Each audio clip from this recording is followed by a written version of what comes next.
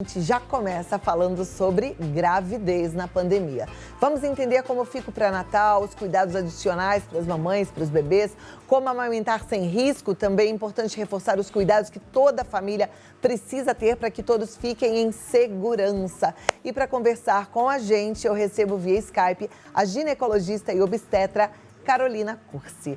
Doutora Carolina, seja bem-vinda, como vai? Pelo convite, por esse espaço para a gente falar de um assunto tão importante, né? É importante. Eu fico pensando que nesse momento deve ser muito difícil você descobrir que está grávida, né? Porque a gravidez já traz tanta incerteza, principalmente quando é a primeira gestação. Eu fico imaginando a primeira gestação no momento de pandemia. Normalmente as gravidinhas são mais jovens, quer dizer, muita ansiedade. E, de fato, a gente precisa tomar cuidados, né? A gente precisa saber de coisas que antes a gente nem precisava se preocupar. Que coisas são essas, doutora? Então, eu quero explicar um pouquinho, né, que é como você falou dessa ansiedade da gestação, nesse momento que a gente está passando a questão do Covid, essa questão da pandemia, né? Então, primeiro, que agora sim, após um ano de pandemia e de estudos, é que a gente consegue orientar um pouco mais, né? Mas nós médicos também passamos por esse momento de incerteza, Cláudia. Foi muito difícil para a gente o início da pandemia, porque para nós mulheres, a gente não tem essa questão do tempo, né? Então, para nós, imagine você tá lá, casou, passou a fase do casamento, se programou para uma gestação.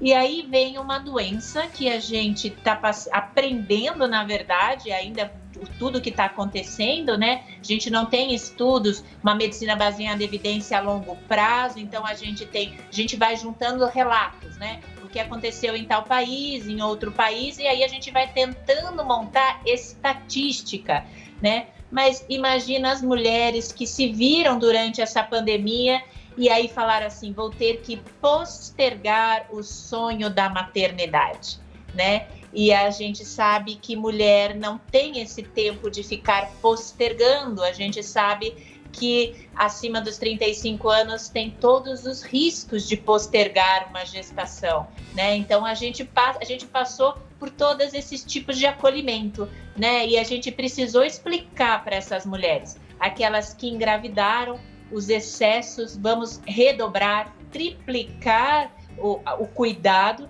e como que eu explico para minha paciente que está tentando gestação e falar, olha, agora não é hora de engravidar porque a gente não tem tanta evidência para te dar uma tranquilidade, né? Então foi bem difícil, Cláudia, para a gente explicar para todas as mulheres e dar esse acolhimento, né? Então, elas no início se assustaram e simplesmente abandonaram o pré-natal.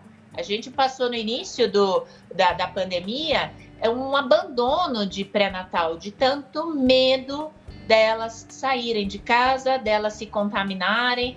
Então, elas queriam ficar fazendo telemedicina, coisa que a gente não consegue, porque tem que ver peso, tem que ver pressão, tem que pedir exames. Então, foi bem difícil.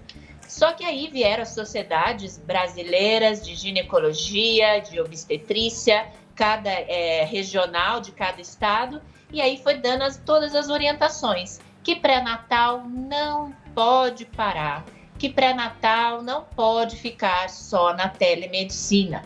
Então, nós médicos nos organizamos para poder receber as pacientes gestantes no consultório.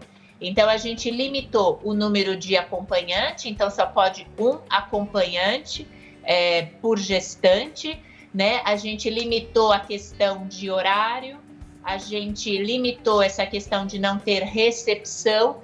Então, tudo, fazendo todas as atitudes, fazendo todos os cuidados para que essa paciente, ao vir para o pré-natal, seja até uma consulta mais objetiva, uma consulta mais assim do que a gente precisa, né? E a gente sabe que quando a gente está gestante, a gente adora conversar com a nossa obstetra, a gente acaba tendo uma relação médico-paciente muito próxima, né? Porque todo dia é uma novidade, gestante é uma novidade todo dia, o feto, ele cresce todo dia, né? Então, a gente gosta de estar junto com as pacientes, mas neste momento, por recomendação de todas as sociedades brasileiras, a gente tem seguido todos os protocolos. E é claro, vendo a temperatura quando elas chegam no consultório, aquelas que testam positivo ou falam que estão com sintomas, a gente nem deixa vir. Posterga um pouquinho essa consulta. Para quê? Para a gente preservar as outras mulheres, né? Uhum. Então, a gente tem feito todas essas atitudes, mas não tá fácil, Cláudia. Eu acho que muito importante essa sua mensagem que você leu. Acho que a gente precisa ter maior essa confiança, a gente precisa se agarrar em Deus nesse momento. Eu sou uma pessoa temente a Deus, falo de Deus em todas as minhas consultas, porque eu acho que se não for por Ele, né, quem que vai dar essa calmaria e essa tranquilidade para todas as mulheres? A gente tem que pensar naquelas que estão tentando o sonho da maternidade e estão tendo que postergar. Puxa vida, como foi bom te ouvir já. Eu tenho certeza que muitas mamães já se sentem acolhidas nesse momento. Agora, ficou bem claro que, para quem ainda não está grávida, não é o momento, precisa esperar um pouquinho. É isso? Eu entendi certo? Aí nesse momento, o que a gente orienta, Cláudia? É assim, se você tiver abaixo dos 35 anos, você tiver uma boa reserva ovariana, né, passou com o seu ginecologista, conversou com ele, você não tem uma patologia que te acelere, é recomendável sim postergar a maternidade. Mas eu não consigo ter dados médicos, uma medicina baseada em evidência e te falar, Cláudia, olha, se a mulher engravidar, vai acontecer isso, isso, isso e isso. Nesse momento, a gente não tem. O que a gente sabe, os maiores dados da Covid-19 para a gestante a gestante, ela já está com o estado imunológico dela comprometido, né? Pela gestação, pelas alterações hormonais, né? Então, ela já está comprometida. Quando essa gestante tem esse Covid-19, desenvolve a patologia Covid-19 no terceiro trimestre, né? A gente sabe que o parto fica um pouco mais antecipado, tá? Então, isso realmente pode acontecer. Logo, os primeiros estudos mostraram que realmente ocorre uma antecipação do parto. No início a gente tinha poucos estudos, então geralmente as mamães ganharam os partos aí com 36 semanas, então não era tão limítrofe, mas hoje a gente já sabe sim que antecipa esse parto para a gestante que se contaminar. E a gente está começando a coletar aí alguns dados para falar do Covid-19 no primeiro trimestre, que é o período de maior risco para o feto, né? Tudo que a gente puder evitar no primeiro trimestre, Cláudia, é claro, qualquer coisa, desde o tipo pintar um cabelo, desde o tipo tudo que eu puder, contato com produtos químicos e tudo mais, sempre postergar, passar esse primeiro trimestre, né? Porque é o momento da formação do bebezinho, de maior formação do fetinho. Tá joia. Eu vou te pedir 2 minutinhos e quero na volta que a gente converse sobre as vacinas, porque essa é uma dúvida das mamães também, tá bom? Então me dá 2 minutos e a gente se encontra. Até já. Doutora Carol Cursi, maravilhosa, bom, né? Uma médica assim, carinhosa, atenciosa. Espero que você esteja gostando bastante. E manda a sua pergunta que dá tempo dela responder no 11 9 50 45 18 40. Vem cá que a ginecologista e obstetra Carolina Cursi continua aqui. E, Carol, eu queria agora entender um pouquinho essa questão das vacinas, né? A gestante deve tomar vacina, quem está querendo mesmo engravidar, que está ali no limite, fala, eu vou correr o risco, deve tomar vacina, não toma, como é que fica? Esse daí foi um assunto tão polêmico também, né? Esse foi um assunto que gerou muitas dúvidas, Cláudia, gerou muitas dúvidas. Então, o que a gente está recomendando, né? Então, que você avalie junto com o seu obstetra ou com o seu infecto as suas comorbidades, né? Se é uma gestante que tem comorbidade, quando eu falo, é um termo médico, é falar de doenças. Se a paciente tem hipertensão, diabetes, tem uma doença que altera o corticoide, né? Então, são as doenças autoimunes. Então, o que a gente está orientando? Que gestante que tenham essas comorbidades se vacine, tá? Inclusive, saiu há pouco tempo que as pacientes que foram vacinadas com as vacinas, né? O bebezinho no momento do parto nasceu com anticorpos. Então, ainda o que eles falam? A gente não tem, é aquilo que a gente volta a falar. Sempre vai ser o mecanismo da vacina, comparando com as outras vacinas já existentes, não há de fazer mal.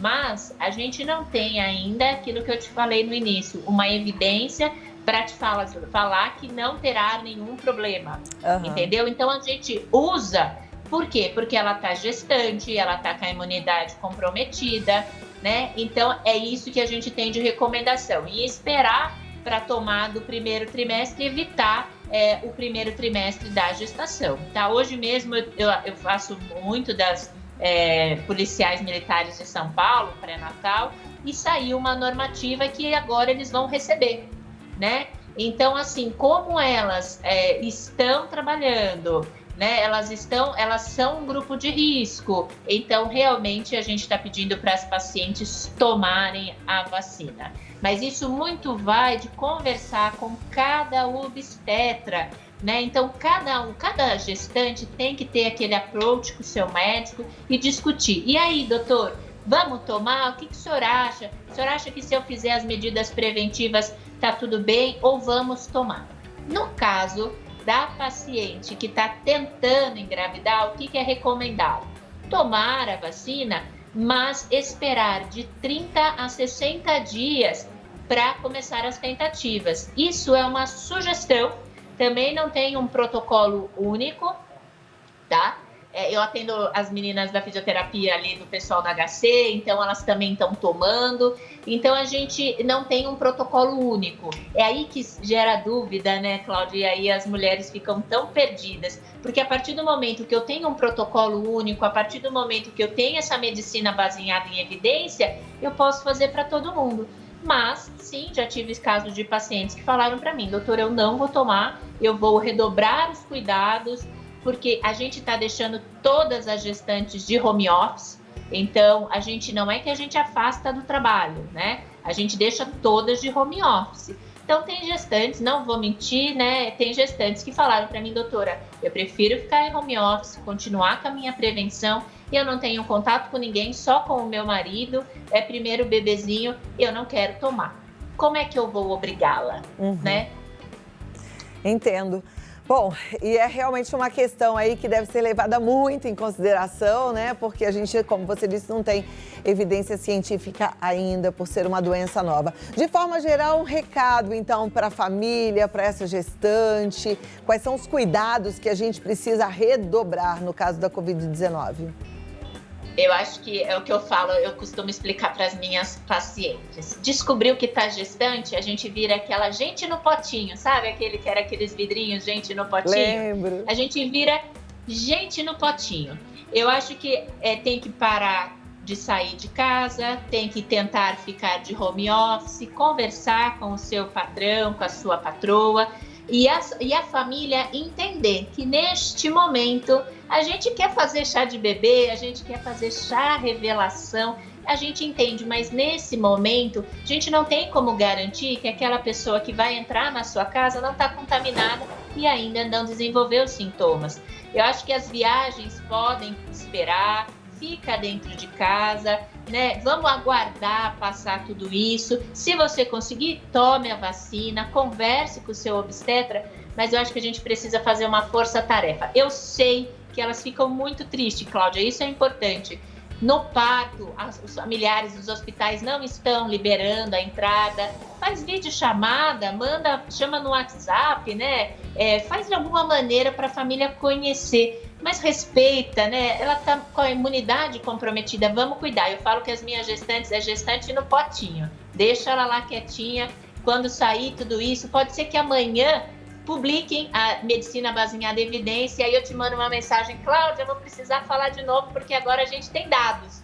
Mas por enquanto, todo cuidado é pouco. Verdade. A gente precisa redobrar os cuidados. Tá bom, obrigada, doutora. Sempre uma alegria recebê-la. Uma ótima tarde e até a próxima oportunidade, que seja com novidades boas, tá bom? Beijão pra você. Obrigada. Deixa eu passar o contato, gente, seguindo lá a doutora Carolina Cursi, ela tá no DRA.Carolina Cursi no Instagram. E lá você tem canal para entrar em contato com ela diretamente, DRA.Carolina Cursi, tá bom?